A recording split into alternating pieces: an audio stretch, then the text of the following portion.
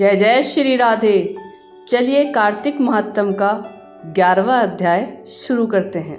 एक बार सागर पुत्र जलंधर अपनी पत्नी वृंदा सहित असुरों से सम्मानित हुआ सभा में बैठा था। तभी गुरु शुक्राचार्य का वहां आगमन हुआ। उनके तेज से सभी दिशाएं प्रकाशित हो गईं। गुरु शुक्राचार्य को आता देखकर सागर पुत्र जलंधर ने असुरों सहित उठकर बड़े आदर से उन्हें प्रणाम किया। गुरु शुक्राचार्य ने उन सबको आशीर्वाद दिया। फिर जलंधर ने उन्हें एक दिव्य आसन पर बिठाकर स्वयं भी आसन ग्रहण किया। फिर सागर पुत्र जलंधर ने उनसे विनम्रता पूर्वक पूछा, हे गुरुजी, आप हमें यह बताने की कृपा करें कि राहु का सिर किसने काटा था।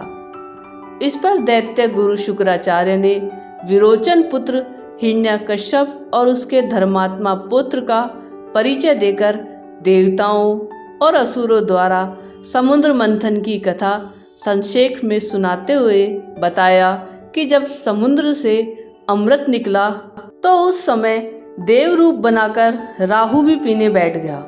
इस पर इंद्र के पक्षपाती भगवान विष्णु ने राहु का सिर काट डाला। अपने गुरु के मुख से इस प्रकार के वचन सुनकर जलंधर के क्रोध की सीमा न रही। उसके नेत्र लाल हो गए।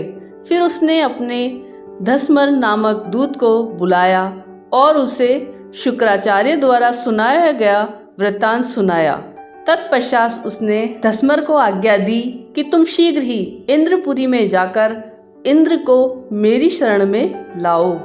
धस्मर जलंधर का बहुत आज्ञाकारी एवं निपुण दूत था।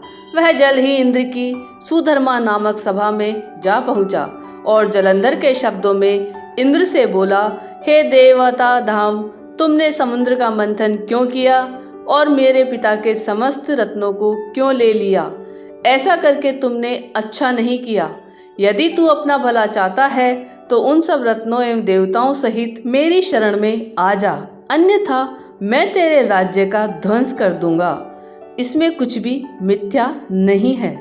इंद्र बहुत विस्मित हुआ और कहने लगा, पहले मेरे भय से सागर ने सब पर्वतों को अपनी कुक्षी में क्यों स्थान दिया और उसने मेरे शत्रु दैत्यों की क्यों रक्षा की? इसी कारण मैंने उसके सब रत्न हरण किए हैं। मेरा द्रोही सुखी नहीं रह सकता, इसमें संदेह नहीं। इंद्र की ऐसी बात सुनकर वह दूत शीघ्र ही जलंधर के पास आया और सब बातें कह सुनाई। उसे सुनते ही वह दैत्य मारे क्रोध के अपने ओष्ठ फड़फड़ाने लगा और देवताओं पर विजय प्राप्त करने के लिए उसने उद्योग आरंभ किया। फिर तो सब दिशाओं पाताल से करोड़ों करोड़ों दैत्य उसके पास आने लगे। शुंभ निशुंभ आदि करोड़ों सेनापतियों के साथ जलंधर इंद्र से युद्ध करने लगा। शीघ्र ही इंद्र के नंदन वन में उसने अपनी सेना उतार दी। वीरों की शंख ध्वनि और गर्जना से इंद्रपुरी गूंज उठी। अमरावती छोड़ देवता उससे युद्ध करने चले। भयानक मारकाट हुई। असुरों के गुरु आचार्य शुक्र अपनी मृत संजीवनी विद्या से और देव गुरु बृहस्पति द्रोणागिरी से औषधि लाकर जिलाते रहे। इस पर जलंधर ने क्रुद्ध होकर कहा कि मेरे हाथ से मरे हुए देवता जी कैसे जाते हैं? जिलाने वाली विद्या तो आपके पास है। इस पर शुक्राचार्य ने देवगुरु द्वारा द्रोणाचार्य से औषधि लाकर देवताओं को जिलाने की बात कह दी।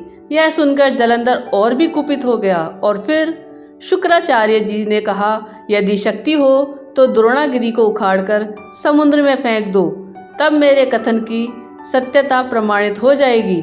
इस पर जलंधर कुपित होकर जल्द ही द्रोणागिरी पर्वत के पास पहुंचा और अपनी भुजाओं से पकड़कर द्रोणागिरी पर्वत को उखाड़कर समुद्र में फेंक दिया। यह तो भगवान शंकर का तेज था। इसमें जलंधर की कोई विचित्रता नहीं थी। तत्पश्चात यह सागर पुत्र युद्ध भूमि में आकर बड़े तीव्र गति से देवताओं का संहार करने लगा। जब द्रोणाचार्य जी औषधि लेने गए तो द्रोणाचल को उखाड़ा हुआ शून्य पाया। वह भयभीत हो देवताओं के पास आए और उन्होंने कहा कि युद्ध बंद कर दो, जलंधर को अब नहीं जीत सकोगे। पहले इंद्र ने शिवजी का अपमान किया था। यह सुन देवता युद्ध में जय की आशा त्याग कर इधर उधर भाग गए। सिंधु सुत निर्भय हो अमरावती में घुस गया।